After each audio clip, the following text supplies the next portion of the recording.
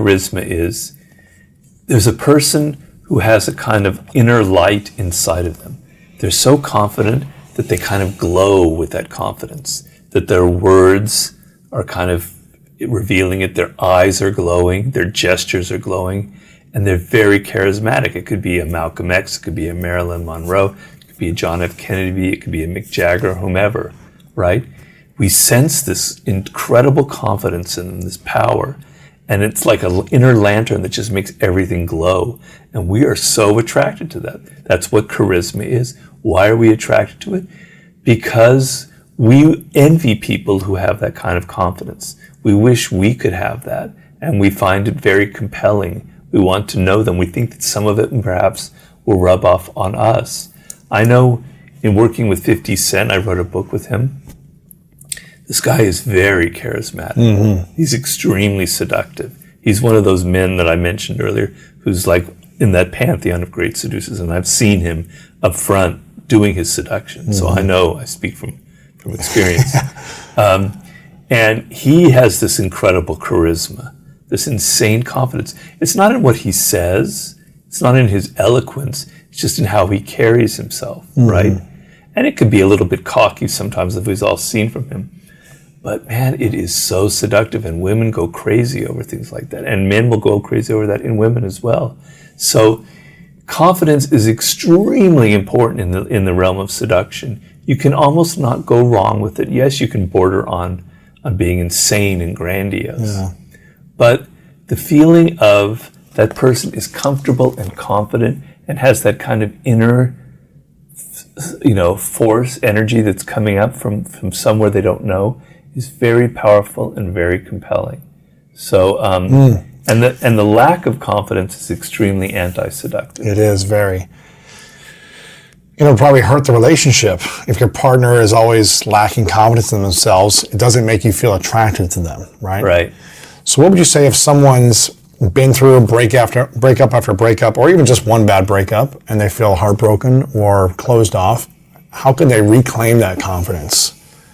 What would you say to that person if they've lost confidence on how to reclaim it themselves? And also, if your partner has lost confidence and you're in a long-term relationship, how can you help someone gain confidence in a relationship? So individually, how do you reclaim it? And then your partner is lacking it. Well, there's several ways to answer that. I mean, seduction is almost like a skill.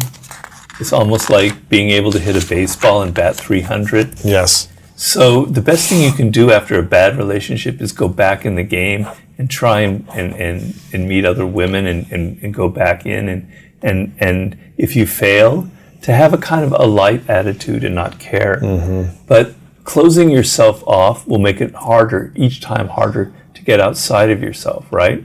I can remember one time I was in New York. I was young. I was maybe 24. I was on the subway, and I just received some great news about my career, about this thing that I had written, right? 24, yep. Yeah, and I was on the subway going in somewhere in Manhattan, and all of a sudden, like these women were looking at me, and I'm not saying that never usually happens. Right. Put it that way. So I'm not bragging. Yes. What's going on here? Wow. This one really attractive woman. What's going on here? And then I can't forget that moment. It stuck out in my mind so strongly. Like there's this energy that I had that they were picking up, and they were sensing it, and they were attracted to it. I didn't say anything. I just heard. It wasn't we didn't have a phone then. I just had heard it, and I was really happy, in a great mood. But I'm certain that was that energy was kind of projecting itself onto other people. Yes. So seduction is a skill. And getting out there and trying your hand at meeting other women and going through the process, you'll learn about yourself. Don't try and take things so personally. Mm-hmm. Get back in the game. By being defensive and going into your shell and saying, oh, I don't want to get hurt again, you're going to make it harder each time to get out of that shell. Yes. So that other gender is kind of mysterious to us. We don't really know them. Right. They have a different world, a different personality, right? But the more you interact with women or men, the more you can kind of get a sense of what drives them and motivates. You can't ever totally understand them. A man can never ever understand a woman. There's always a big mystery there eventually. Yes. Thank God there is. But to the degree that you interact with women or men in any situation, you're kind of learning about them. You're getting more comfortable with them, right? Yes. So a lot of great male seducers had sisters. And a lot of great female seductresses had brothers. Interesting. They grew very comfortable with that male or female presence. And they might have been around the sister's friends, or the woman might have been around their brother's guy friends and been around that energy more. Right. So as far if you had just brothers, you know, women seem kind of scary or weird. Or what do they want? You know, and the opposite is true. Yeah. So interacting, getting outside yourself, interacting with women, you'll get to feel more confident. You'll learn more, and you'll be more comfortable in their presence. So don't go into a shell. That's the main thing. That's the key. And what about? Did you have something else?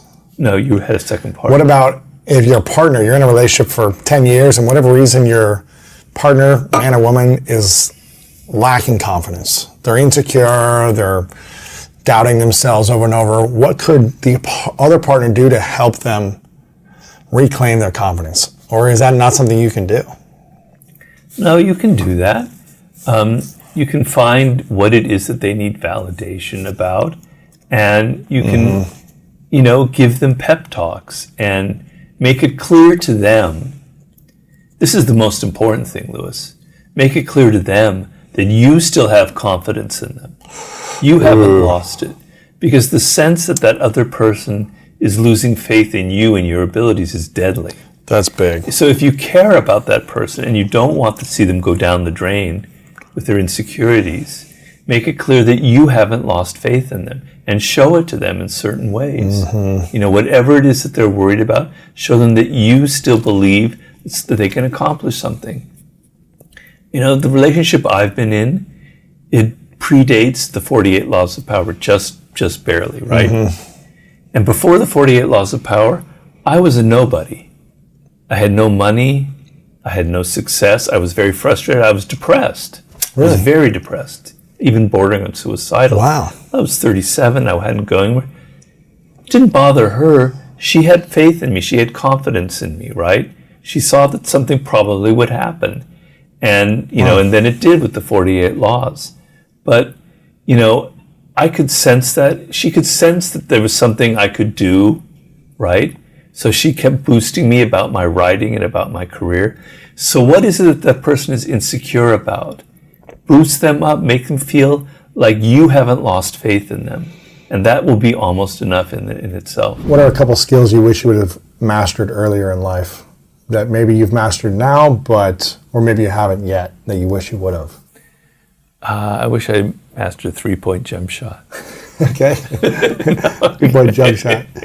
Yeah. You're a two-hand shooter? Yeah. No. I don't know. Because when it came time to write that book, I had learned a lot about researching.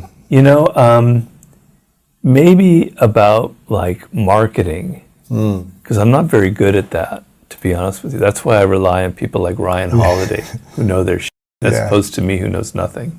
Yeah. So I wish I had been a little smarter about things like that, because I was so much in my head into my books and my research writing that I never really paid attention. Wish I'd been a little more hard-edged that way. Learning about promotion and marketing. Yeah. It's true, because my brother, who's one of the best jazz violinists in the world. Really? Yeah, he's arguably number one in the world at jazz violin. And he said there's so many talented artists that think they're going to be discovered, like in their basement or something. But you have to learn how to master your art, and then how to master the art of selling yourself. Definitely. Because if no one knows who you are, then you're not going to have opportunities. You're not going to be able to monetize your craft, your art, or have, you know, provide a lifestyle for yourself. So, and if no one is aware of your art, then you're doing a disservice to the world by just hiding it for yourself or for a couple friends. A lot of artists have that problem because they think that kind of sullies the you know, what they're producing. and they're afraid of that part of the game. But that's why a lot of artists fail. The ones who are successful know how to play that game of power to some degree. They're not so naive, right? The game of power, what do you mean by that? Well, take the art world, for instance, something Yes. I know fairly well from people who I've known personally. It's a cutthroat industry, right? The number of kids who go to art school is like hundreds of thousands in the United States. The number of artists who can make a living, you can count them on two hands, right? Okay, so what's going on here? Well, it's that it's really, really difficult to make it. And who are these people who make it? They've gotten tough, and they've learned how to market themselves. They've learned how to promote. They learned what sells right now, and they've mastered that aspect of the game. Here in Los Angeles, every other person is an actor or a screenwriter wannabe, right? And they think they've got all the talent in the world, but they're not disciplined. They don't take a day-to-day approach, and they don't know how to sell themselves. I mean, I deal with that all the time. I've dealt consulting with actors who don't know, like in just the audition aspect, they don't know how to present themselves and sell their skills. They think just their natural ability is enough, but it's not. So what skill is that? The art of selling yourself, marketing? Is that just communication skills? Is that understanding human nature on how people think and building them up? Like, what would you say that would be? It's the whole sandwich there. Yeah. It's like it's all of your books combined. Yes, it is. I'm afraid. Seduction, power, mastery, all these things. Yeah. So you have to understand the power game to some degree. You have to understand that there are people who control your business, your industries. They have more power than others. They have egos. They're insecure. If you don't know how to appeal to them, if you don't know how to appeal to their self-interest, they're not going to finance you. They're not going to help you. You have to understand the political game. You have to be able to play to what's going to please them. You have to be able to get rid of your ego sometimes and do things that maybe aren't exactly what you want to do, but is the right career move. You also have to know how to package things. Yes. And I talk a lot about that in my books, in the 48 Laws of Power. You have to understand human psychology. People want drama. They want something that stands out. They want something that's strong, that's forceful, that's impactful, right? And you're sitting here writing something that kind of meanders, that sells it kind of in this half-baked way, etc. No, you've got to hit directly. You have to hit people's emotions. We're emotional animals.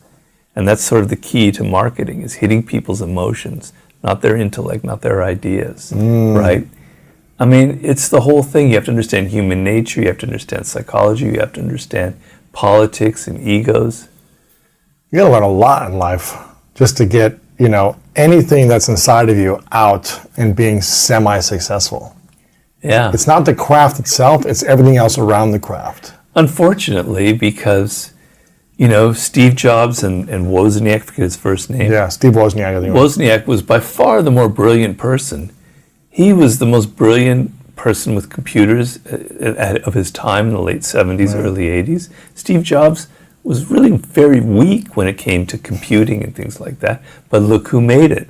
The person who understood marketing, right? He understood human psychology, marketing, persuasion, the political game, the theatrics of communication. Theatrics, definitely, right? Yes. So talent is important, but it will only get you so far.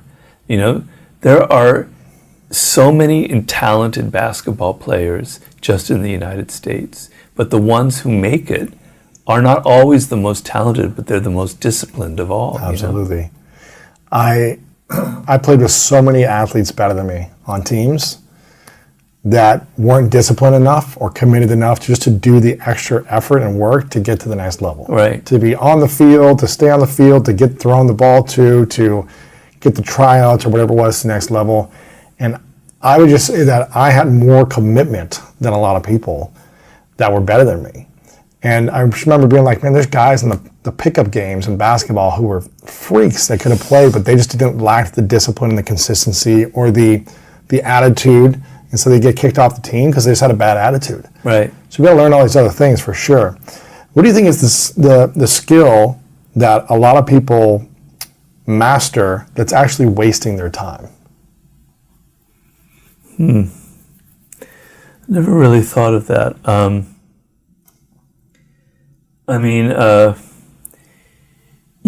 You can try too many things in life. You can try to learn too many things, right, and never master one of them, right?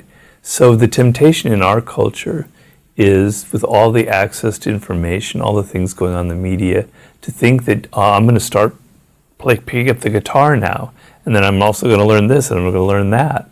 So people are kind of trying too many different things, and they're not like learning one thing really, really, really well. Yes. And so that's kind of the main fault I see in a lot of people, particularly when they're young, because it's very difficult when there's so many things out there and there's so many temptations. And I think it's a balance of it, because there's a book, I think his name's David Epstein. Do you know David Epstein? He wrote a book called Sports Gene, I think it was called, but he also wrote a book called Range, which talks about all these successful people who actually had a range of skills that later in life, I think I mentioned this before with you, like you had a range of all these skills that maybe you did okay at, but didn't really optimize fully and succeed at, but the range of skills you had created these weird books. Yeah. I mean, these weird, powerful books that were different at the time, that were unique, and if you didn't have that range of trying all these things, maybe you wouldn't have created this unique product at the end. I agree with it, but I there's a little element that I would twist there. Right. So, for instance, I had learned researching skills when I worked in Hollywood and in journalism, and that's actually a skill. Yes. You know, I learned how to work libraries like you had no idea how to work a library, right? And I'd done it for years. Oh man, that's a lot of time and energy. Yeah. Well, that wasn't like just kind of a semi-skill that I possessed. That was a real skill. Yes. Right? And the journalism that I had learned was, 4 or 5 years of writing under a deadline, making things concise and dramatic. I wasn't wildly successful, but I could say it was a skill. So when I combined everything, and then my knowledge of history, etc., there was definitely a range, and at that range, I totally agree with that writer. Yes. But if they were kind of mediocre skills, I don't know how it would have all fallen into place, So it was all within the ability of writing and researching. It wasn't like I'm going to do all these other things that aren't associated with writing. Exactly. Gotcha. Yeah, and for mastery, I interviewed Paul Graham, because I agree with that idea, and I advocated learning 4 or 5 skills and then combining them in a unique way. But he was like the man. He's one of the most successful tech entrepreneurs of our time. He started. He went to college and learned hack computer skills. He was going to go into AI early on. Didn't like it. Didn't like the politics. He dropped out, and he went to Italy to study painting, right?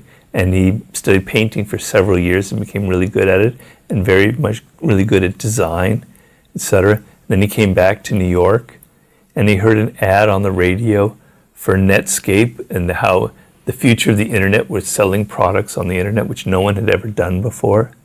And he goes, maybe I could take my design skills and my knowledge of computers and create something that would be very aesthetically pleasing and very easy to navigate, and would be like me. And it ended up being the first kind of online store that Yahoo bought, and on and on. But he was really good at those two things, Steve Jobs was really great at the design element of technology and so forth. So I'd be a little wary of telling people that you can kind of learn 4 or 5 things kind of middling. Right. Because the main thing that'll get you ahead in life is your level of enthusiasm and excitement. Over anything else? Yeah, your love of something. So you have to kind of learn and be energized and really excited by it. And if you're just kind of piddling around trying different things, you won't bring that kind of... A friend of mine years ago, probably 18 years ago, told me that the world makes room for passionate people. And there's a quote by the coach of the Green Bay Packers. What's his Vince name? Lombardi. Yes, that if you're not Icon. fired up with enthusiasm, you'll be fired with enthusiasm. Something like that, right? I'm paraphrasing, but if you're not fired up with enthusiasm, then you'll be kicked off the team. Yeah. Because we need people here who are excited and passionate about what they're doing. Otherwise, what are we doing here? Right. And we're going to lose if you're not fired up with enthusiasm. So I think that's probably one of the greatest skills, is having the energy to have enthusiasm about what you're doing, Right. to get yourself the opportunities over than the mastery of itself with a negative attitude, Right. I would say. Yeah. It's no fun having someone on your team who's really good at something, but just mean and nasty and dragging and not on time and whatever. You're just like, Yeah. it doesn't matter how talented you are. Right. It's the other skills that come along with it. Right. What if someone's struggling to accomplish their goals? We've talked about fear a little bit. It's been holding people back from trying and getting out there. But what if they've got their goals, they've got the stuff, they're willing to go after it, but they're struggling accomplishing goals? Do you have any strategies or tactics to setting up your life in a way to accomplish goals more? Yeah, I mean, so I call it kind of a ladder of descending goals. I think that's one of the entries in that book. Okay. So what you want is a mix of things, because a lot of success in life is creating this kind of balance. So you want an overall goal for yourself. Let's say you want to accomplish this business that you want to start, right? But you're not able to get there. You're not able to make the bridge to it, okay? So you say, this is my long-term goal. And then you build a ladder of descending goals of small things to get there. And within it, so let's say your goal is 5 years, you're going to start the business. Then within that, you've got months and you've got weeks and you've got days, and you're building small goals that you can reach and that are reachable. So I want to start my business. It's really hard out there. There's one thing that I don't think I'm good at. All right, well, tomorrow I'm going to start learning this new skill. I'm going to go to school. I'm going to read this book, right? Give yourself a goal that you can reach in a week, right? Or in 2 weeks. Yes. So that what's killing you is you're thinking too long term and you can't get there, and it's kind of making it seem like it's impossible. It's killing your spirit, right? You're too ambitious. You're thinking too far ahead. You need smaller, reachable goals, right? So your great business, your great book, your great podcast has other little steps you have to take to get there. Create a step you can reach in a month, a week, or whatever, and reach it. Don't make it too difficult, but don't make it too easy. I always tell people to make it a little bit above what you think you can do, and you'll get there. But if you give yourself a goal in a month that is a step towards creating this larger thing, and you reach it, you'll have a sense of pride and accomplishment. You did something, right? Yes. You got part of the way there. And like with determination, you're on your way, and you can do that again, and you can make another smaller goal. And you're not paying attention to 5 years from now, you're paying attention to tomorrow's goal. Your eyes are focused on these small steps. You don't lose sight of the larger goal, because then you'll get mired in details. It's driving you, but your main focus is on reaching what you've set yourself up for, month by month, by week, by week, by week. Baby steps. Yes. If you do something every day and you reach these things, the sense of you've never done anything is what's killing you. You need to have a sense that you actually have something to show for it. You actually have reached part of the way there. Yes.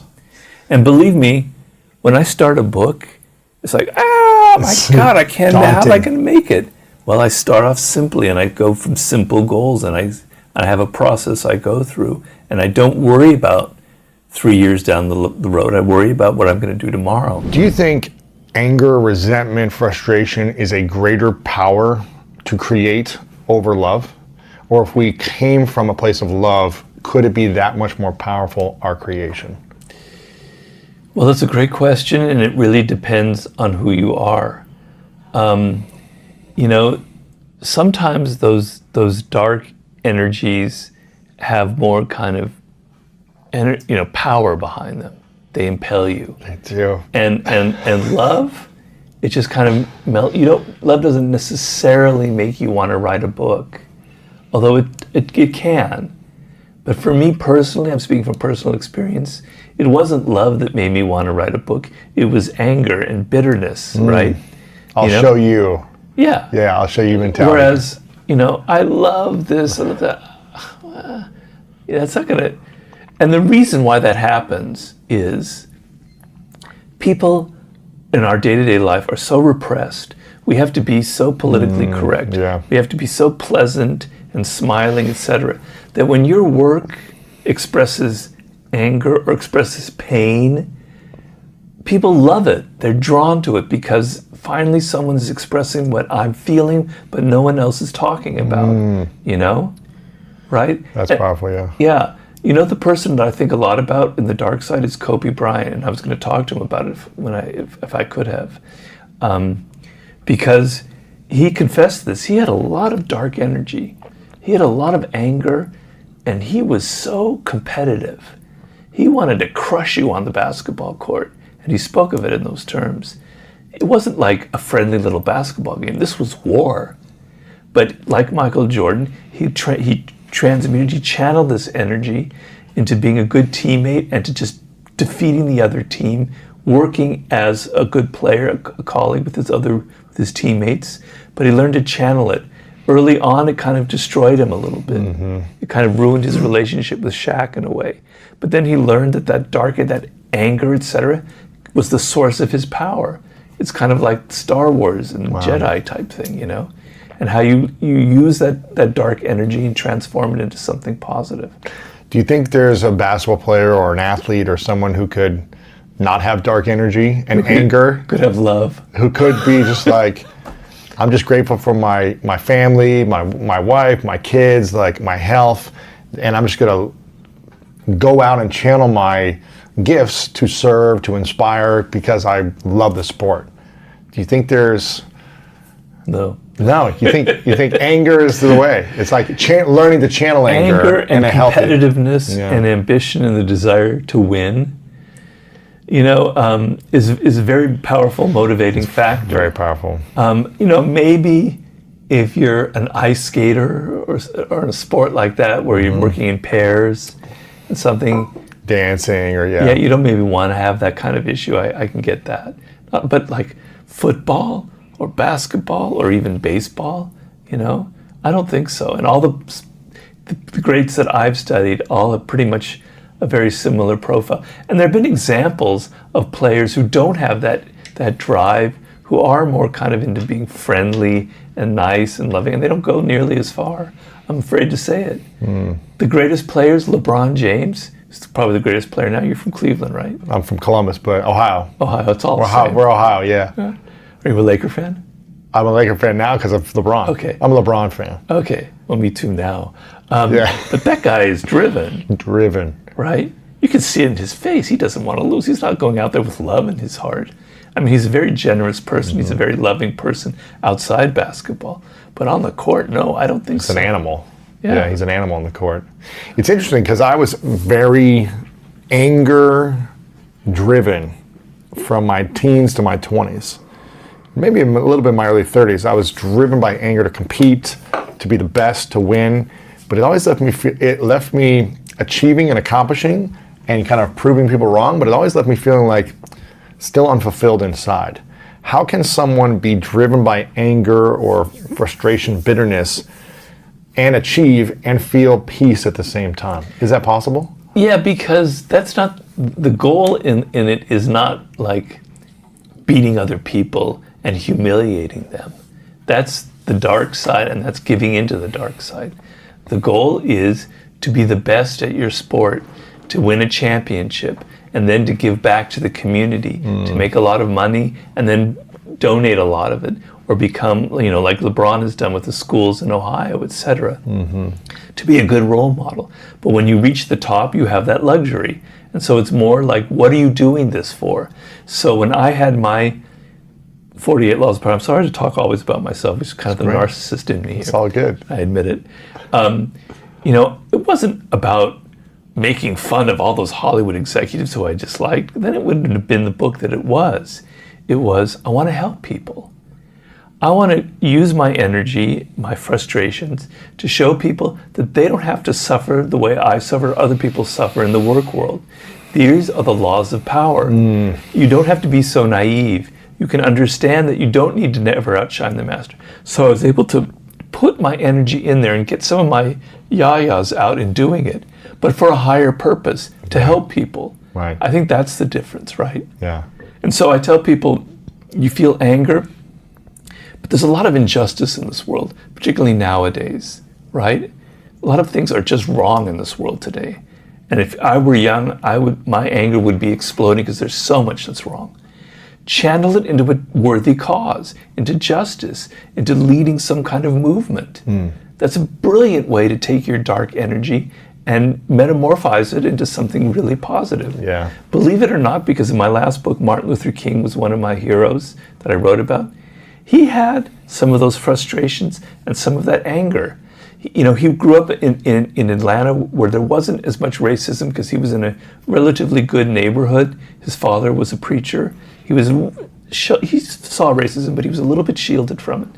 And then he had his first encounters, particularly when he went up north to like Boston. Believe it or not, it was in the north that he had his first real encounters. He had a few before that, and then he's like, God, he was really angry about it. It really was an eye-opener. And he learned that he couldn't give into that kind of emotion. What he was going to do with his life is he was going to use it to help blacks in the South. He was going to return to the South.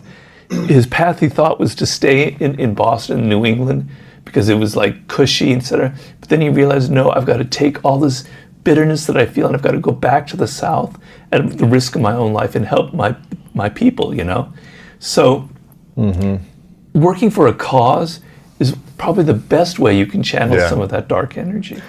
So how do we be angry about a cause, but not being a prisoner to that thing, that unjust thing that's happening in the world? Is there a way we can still be angry and in movement and creation mode, but not be a prisoner to that situation? Well, what would being a prisoner mean? I think allowing it to affect you emotionally, to consume you, to control you, to make you focused on that thing all the time, as opposed to just being it's loved. Where your energy is. Is it about you? Is it about you and your emotions and your anger, or is it about helping people and about the cause? So is it for something greater than yourself? And if it's for something greater than yourself, then you're not a prisoner of it. Got it. Because you're getting outside your own ego and you're actually working to help people.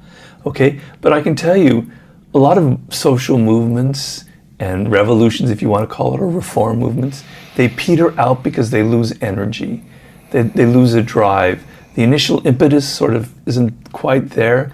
And you've got to be able to keep it alive, How do you keep it alive?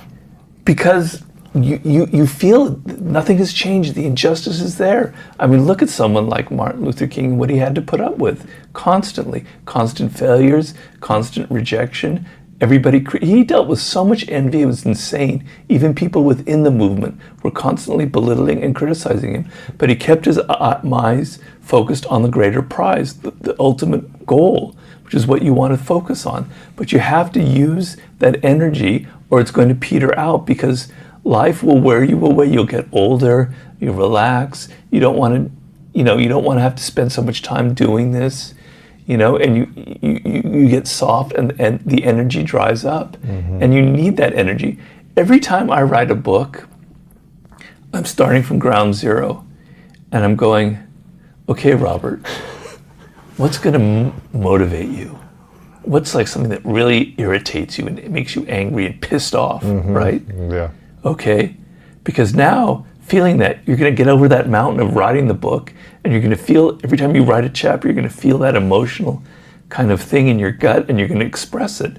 But I'm not doing it for me. It's because I know it's going to help people, Yeah. So for my new book, I'm really frustrated and irritated by how limited people are about their thinking. And I'm not blaming people, because I have the same problem. It's like, the world is this insanely awesome thing to be alive. Do you know what it means to be alive? Do you know what everything had to fall into? go back to the Big Bang, which is what I'm writing about now. And all the little pieces that had to fall into place for life, even to begin on the Earth, and then for animals, and then for a giant asteroid to hit Earth, some 70 million years ago, so the dinosaurs are wiped out. None of this you wouldn't be here. Lewis wouldn't be here if your parents hadn't met. So your life is like this insanely unlikely thing that ever happened. Do you know how awesome it is? Do you know how awesome it is to look out and see stars in the sky or things around you? And people are not. They're locked in their little banal worlds of social media, etc. They're not opening their minds up to what it means to really be alive. And it makes me angry. That's good. So that's why I'm gonna write the book. What's the title of this book? Are you sharing that yet or no? Yeah, The Law of the Sublime. So it's about how we can think differently, or how we can open our minds to possibilities? Yeah, it's to reanimate your soul so you feel excited about things, so you feel like, when you were a child, you were curious about so many things, you were open to so many experiences, things were constantly wowing you, and then you become blasé and kind of cynical, and you don't want new experiences because they kind of mess with your familiar patterns, and then your life kind of closes and closes and closes, and the sublime is opening your mind up as far as possible, as wide as possible. And opening your mind and your spirit like that makes you more creative, makes you more energized, makes you a better human being, etc. And so I have to write a book with a sense of purpose. I don't write books for money. I swear on the Bible, I do not write books for money. The money comes in and I'm very happy, it's comfortable, but I don't write going, what's the most marketable book I can do next? It's like, what do I need to express in this moment, Yeah. What does sublime mean? What is the definition? Well, you really want to get into the weeds there? It comes from the Latin word sublimen, and there's several meanings of it, but the one that I like is the limen is what's called a threshold. It's like a door that leads from one place to another. Right? And sub means right up to. So sublime is right up to the limit. And the way I interpret it is that door is death itself. On the other side is death. And so I draw I have a metaphor, it'll be through in the book and on the cover, of a kind of a circle, right? And our brains tend to work in these kind of conventional patterns, our minds, our thoughts, etc., right? And that circle is the limits that we will not go past. We will not think thoughts beyond that. We'll stay in the circle. Yeah. We won't go beyond it. Right. Just beyond it is this region of the sublime. And it goes in very different arrows. And each arrow is a chapter. But the main arrow is death itself. And when you go up to that door and you peer on the other side, you see something that's going to shake you up, that's going to transform you like it transformed me. Right?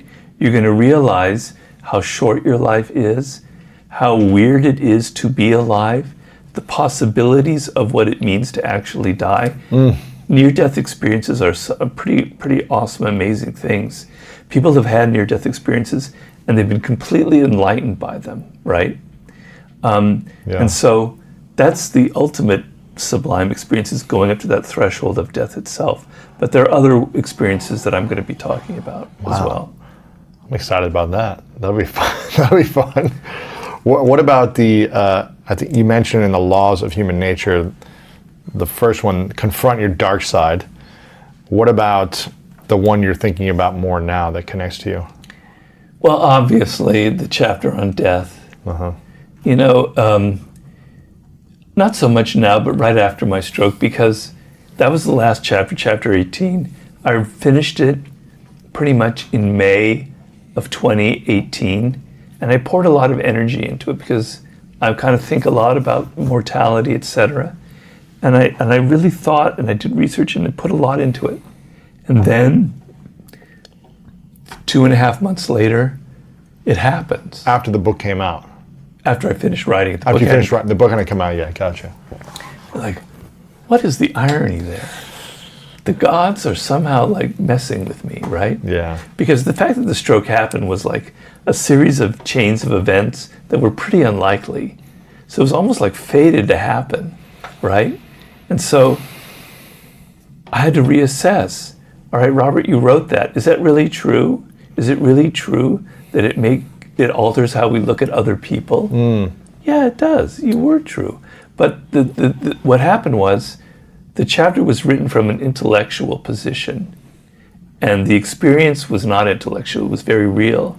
So when I had my stroke and I was in the hospital in the first days, I had this feeling in my stomach of almost like my bones melting, that they were soft, that the inside of my body was soft. And so I later thought that that is the feeling of death that's still in me, this feeling of softness. So death was no longer an idea, it was in my gut, it was in my viscera, it was a feeling. And so, I had to think about that. And I actually did write that death is a feeling, it's not an idea. But here it was brought to me in an experiential way. Wow. I think that experience you had is going to be very powerful for the next book. I hope so. Being able to share your experience of being on the brink of death. Yeah, I'll tell you what. Wow. I'm going to mention this in the book, is I had planned on writing this book on the Sublime 14 years ago. It was to be the book I wrote after the war book. And then I got sidelined into different projects. And I had always had the idea when I did this that I was going to go have these incredible sublime experiences. I was going to go travel to Antarctica to experience it. I was going to go paragliding. I was going to take boats in this area. I was going to of all these adventures. I was going to live my book. And now I can't do anything. I can't do I can barely even go outside the house. So what do I have to do? I have to live in my head. Wow. I have to imagine all of it. And I think it's a very good thing, because if I had been able to just go around and have all these adventures, I'd look like this kind of privileged kid who could just use his money. But the reader isn't going to say, I can't go to Antarctica, But everyone who's reading the book is going to be in my position, more or less. You don't have the money or the power to do all these things, but it's in your head, it's how you think about it. So it's altered how I'm going to write the book and how I think about the reader. I think imagination has got to be one of the most powerful things we can have, the power of our imagination. What did Einstein say about imagination? Something that's like more powerful than knowledge or something like that. But it's what you were talking about earlier about being able to alchemize something, having an idea that then we can transmute into real life and creation. And I think it's hard to create something meaningful without having a meaningful imagination, which brings you back to being a curious mind from childhood, and being able to express yourself and be curious. Well, I look at it this way. We're all going through a very difficult time now. A lot of people out there are really suffering. The circumstances are very harsh, with their work, etc. And the tendency is that you don't imagine what else it could be, what the future could be, what you could be doing with your life. So the lack of imagination is really holding you back.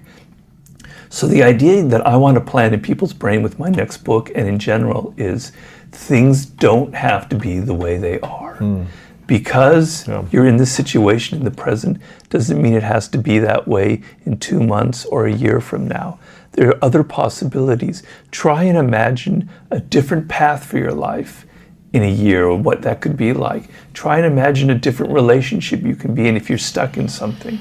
But don't keep in this small little circle of thought.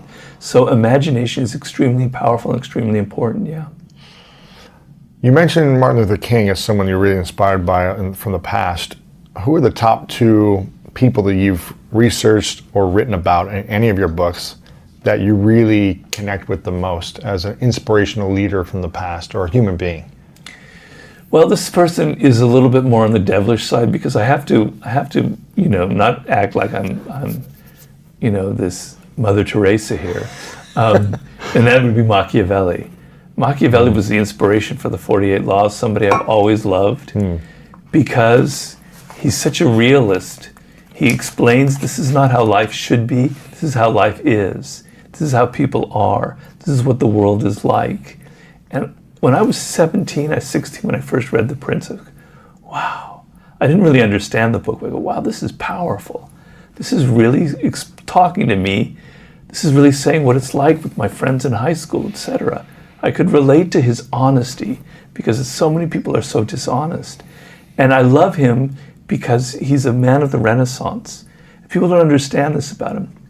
He wrote a hardcore book like The Prince, but he also wrote much more intellectual book like The Discourses. He also wrote one of the wickedest plays, comedies ever written in the history of theater.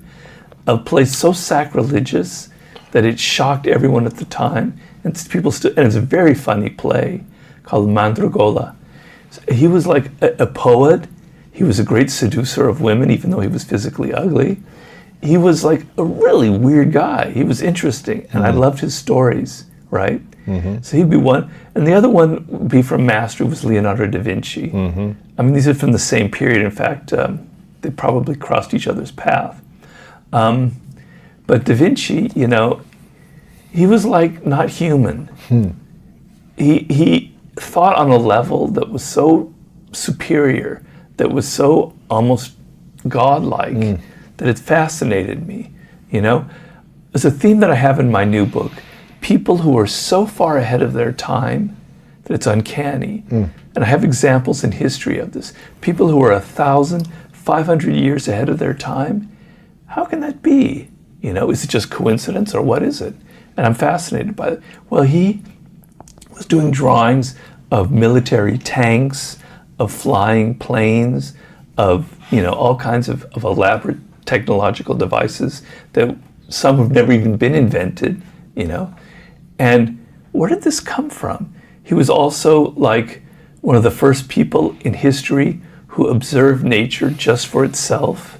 He loved like plants and flowers and animals without thinking about God or religion. He was one of the first animal lovers in history. I'm an animal lover, right? I love any kind of animal. You got cats, right? I have cats, but I love dogs. Two I love cats, horses. right? I have 2 cats now. But I love horses. I love dogs. I love them all. People were so cruel to animals back then. Nobody had pets like that. Yeah, just stray animals, and they Cats just kick were them. just there to kill rats. Wow. You know, etc. He would go in the marketplace in Florence when birds were being sold. He would buy them and open the cage and let them fly away. You know, he had great empathy for other animals, creatures who the church said didn't have a soul, but he believed that animals had souls, and he was the first person really. So I'm obsessed with people like that who were so far ahead of their time. So he'd be the second guy. Wow. Is there a woman from the past that you really... Cleopatra. Cleopatra, why? Well, because I wrote a book about seduction. Yeah. And, you know, I'm obviously have a side to me that's very into seduction. I wouldn't have written the book, you know, and in my 20s, I was kind of a player. You know, I know it's hard to believe now, but I was. Yeah. I was a bit of a rake. And so, and Cleopatra was kind of like almost my ideal in a way that when I read about it, I haven't met her, obviously. But she was very smart. She was quite an intellectual. I've always been very attracted to very smart women, right? She was very well read. She had the Library of Alexandria there. She'd read all the Greek classics. She was a lot smarter than the men around her. She was a lot smarter than Mark Antony. I wouldn't say she was smarter than Julius Caesar, but she was his equal. Wow. And she was an insanely good seductress. She was very theatrical. She knew how to create these insane spectacles. And what man wouldn't be impressed by that? You know, she knew that Mark Antony was like this kind of raging sensualist. So she seduces him by creating this insanely decadent barge that floats down the Nile River with all these weird animals on it and people fanning you with giant things and all gold and everything. You know, Mark Antony goes on a tour of all the cities on the Nile on this barge, and he was totally seduced. She was like constantly putting on this theater. And believe it or not, she supposedly wasn't that beautiful. We don't have any images from her, but description said that she had a bit of a nose, etc. But her energy was really interesting, so that would probably be the woman of my choice. What do you think is the greatest skill or a couple skills that any